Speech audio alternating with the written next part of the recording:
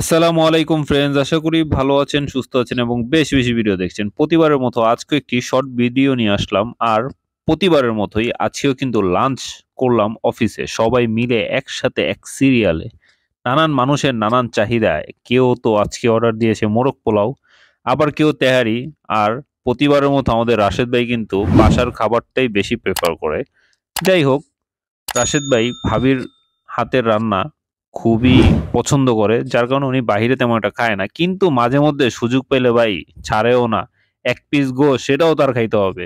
যাই হোক, রাশেদ ভাই অনেক মজার মানুষ, তার সাথে মজা টজা করি অল টাইম। আর ভাবির হাতের রান্না তো সত্যি টেস্ট কিন্তু অনেক ভালো।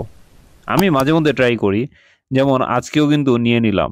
আসলে অফিসের খাবার তো খাবারই, কিন্তু বাসার খাবার কিন্তু অসাধারণ হয়। যেহেতু একটু খাদক টাইপের মানুষ, সো বাসার হোক আর অফিসের হোক সবকিছুই ট্রাই করা উচিত।